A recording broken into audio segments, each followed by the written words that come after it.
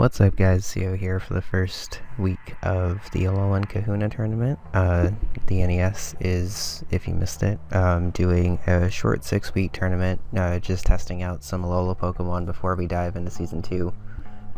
So this is the first week of that. I'm going up against the Baltimore Mudkips, coached by FudgeButter429. He is a really new coach that we got like this week, so we unfortunately don't have a logo for him quite yet, but we're working on it. His team is off to the right here, and the team I'm predicting he's bringing out of his 12 are up at the top. So I guess I'll just kind of quickly preview everything. Pheromosa is a really frail but strong attacker that can go either special or physical. I have one, so if you want a little bit more information about that and Minior, actually just go ahead and check out that video. But I definitely expect the two of them to come because it's his quickest and hardest hitting offense on his team.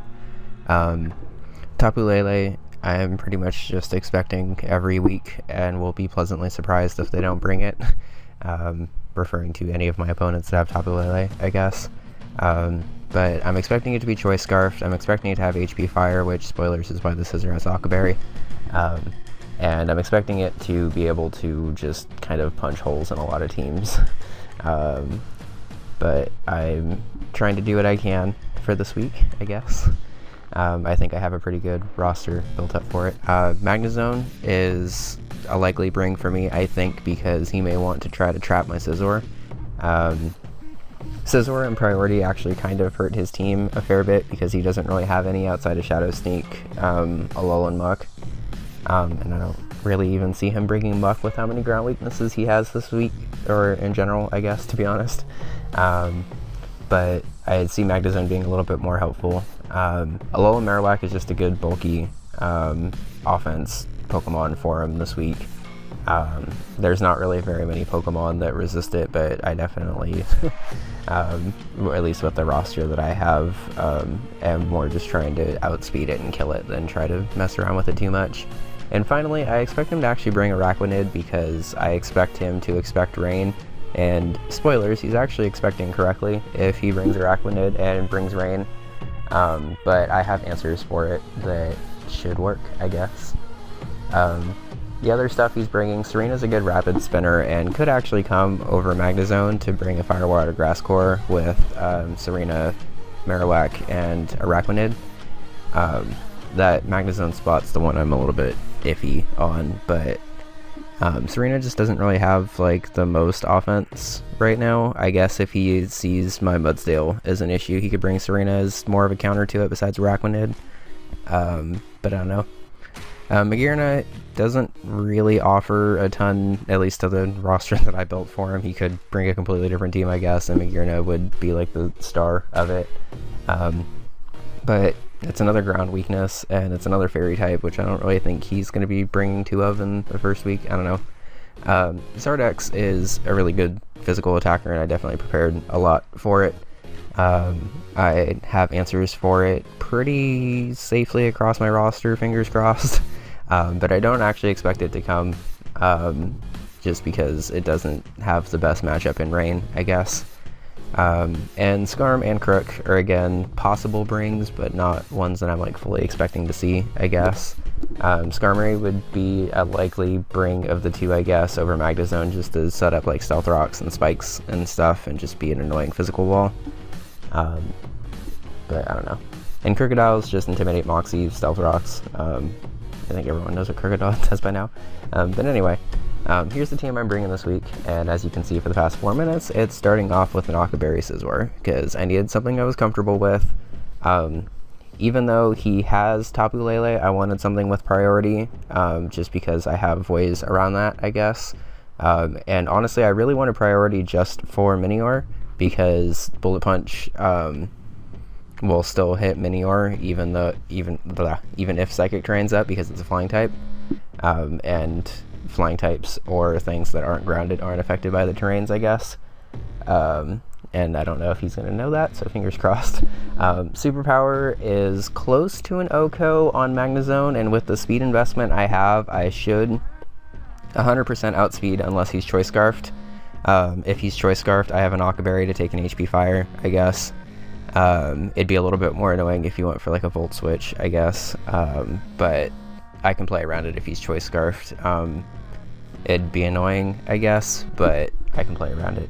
And U-turn and Aerial Ace are there just for coverage. U-turn hits Tapu Lele actually surprisingly hard if I can catch it on a switch in. And Aerial Ace does a significant amount of damage to both Pheromosa and Araquanid. I think it's actually close to an Oko on Araquanid, but I might need a little bit of prior damage with like Stealth Rocks and stuff first. And like I said early on, I'm bringing Rain, so I figured I'd just get it out of the way. Presenting Gulliver the Pelipper. First time Pelipper's actually making its debut on my channel, I guess, so that's kind of exciting. I decided to Choice Scarf it this week, specifically to not run into Choice Scarf Magazone and have it just completely destroy me.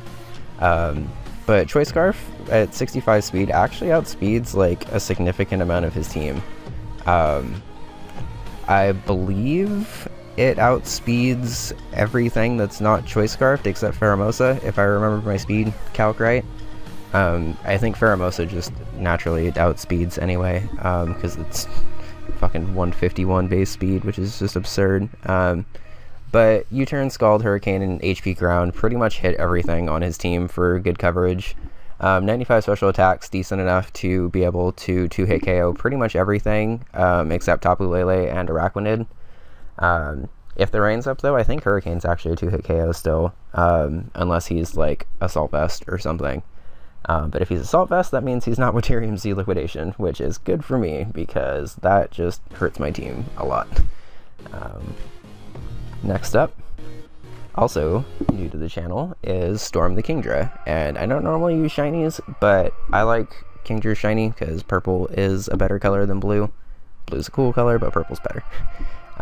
So this is a pretty standard Kingdra, honestly. Draco, Hydro Pump, Flash Cannon, and Hidden Power Electric pretty much hits everything. Hidden Power Electric is for the Araquanid and the...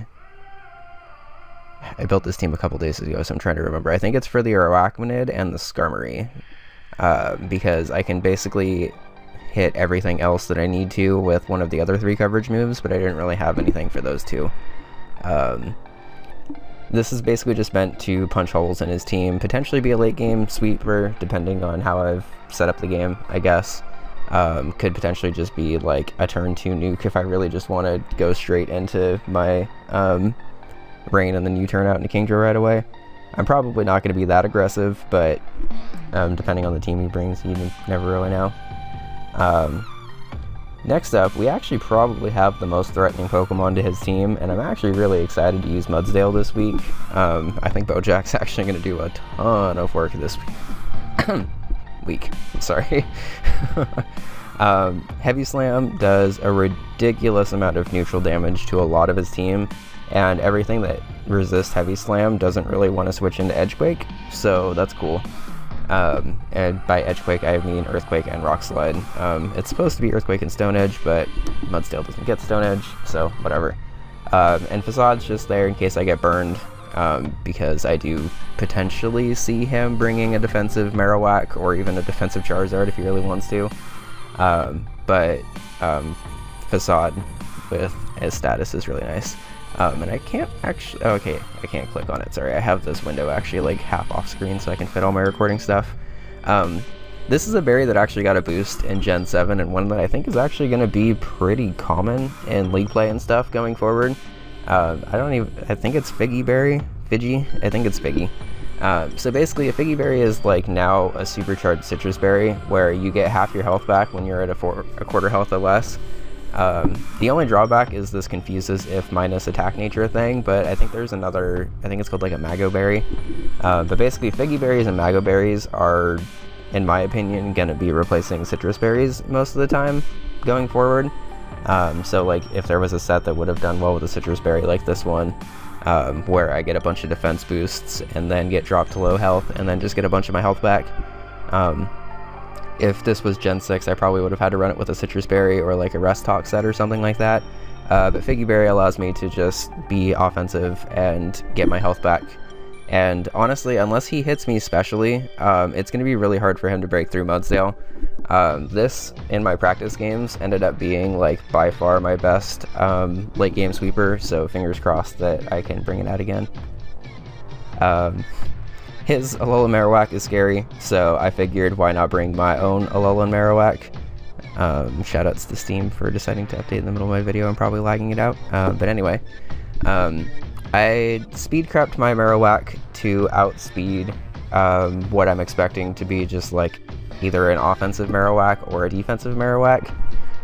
If you ran the calcs, you should actually see that Shadow Bone from a defensive or like from an offensive Marowak kills any Marowak possible. So I'm not actually sure if he's going to run more speed than this.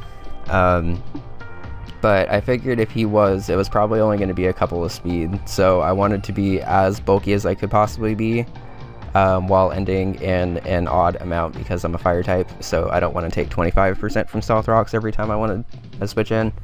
I want to take 24% the first time and then 25%, so if I need to, I can still switch in with 1 health at the end of the game. Shadow Bone, Earthquake, and Knockoff are there just for coverage, and since this is Pokebank technically, I can Pokebank over a Stealth Rocks Cubone and evolve it, so we have Stealth Rock Marowak here. Stealth Rocks hurt his team actually quite a lot, and even though he has a couple rapid spinners and ways to get rid of hazards, if he gets rid of hazards, honestly, he gives me a turn to just go into any of the offense I have on this team. So I'm actually honestly okay with him removing hazards because that gives me a turn to basically switch in for free. Speaking of switching in for free, this is another sweeper that I have this week. I'm actually really excited to bring Tapu Koko with Flying EMZ, and I'll explain this a little bit first, but basically what this set is it's a physical sweeper that's meant to come in on, like, after a kill, I guess. So, say Magnezone manages to kill, I guess Magnezone actually wouldn't be the best response. Say Marowak manages to kill something with Shadow Bone or whatever, I can go into Tapu Koko, Flying EMZ powers up both Mirror Move and Brave Bird.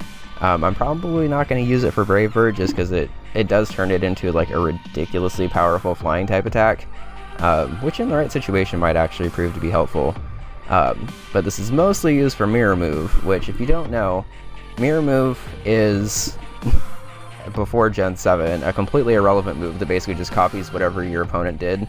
So basically, like, if that Alolan-Marowak comes in and Shadow Bones something and kills something, I can use Mirror Move to Shadow Bone it and kill it back, which is, like, kind of cool, I guess, but a little gimmicky. But Flying EMZ helps it out a lot because Mirror Move actually gets a +2 attack boost and then turns into the Z move of the move that the Pokemon used. So, to explain it, basically a little Marowak comes in and kills, say, my Marowak because it's fast or something, and I don't expect it, and I'm like, damn it, whatever. So, then I go into Tapu Koko, use Z Mirror Move, I get a +2 attack boost, and then get to use the Ghost type Z move against Marowak. And then I can use Brave Bird, Wild Charge, and Quick Attack in the off chance that his Pheromosa is like scarfed or just really fast, to be able to pick off the rest of his team pretty much. This also, by the way, Quick Attack also works for Focus Sash Minior, which I could be seeing coming, I guess. If I get Stealth Rocks up, it doesn't really matter, I guess, but I don't want this thing sweep to be ruined just because of a Focus Sash. So, Tapu Koko is probably my gimmickest Pokemon of the week. That's not even a word, but whatever. But in the right situation, it actually can sweep, so I don't know what's going to happen this week. Like I said, he's a new coach, so I've literally never battled him before. I've never seen him battle. I don't know how offensive he is. I don't know how defensive he is. So my team prediction could be 100% wrong, and he could literally just bring the team on the bottom instead of the team on the top, and I'm just left to kind of fend for myself here. But in my practice games, I felt that the above 6 Pokemon were the most threatening to my team, so I wanted to prepare for those. Fingers crossed that he actually brings this. I'm actually really nervous for this week 1 battle because I have no idea how this guy battles, and it's always nerve-wracking to me to battle someone when I have no idea how they battle. I haven't actually decided if I'm going to upload this as its own video or not. I probably am. So the battle should be up fairly soon after this. I'm going to upload the team builder after I battle him, so you don't have to worry about him seeing this and spoiling it or whatever. Yeah, wish me luck, I guess, because I'm a little nervous. But I'm really excited. And if you guys have any future team build suggestions, EV spreads that you might want to see used, items you want to see used or whatever, just drop it in the comments and I'll see what I can do. But have a good one.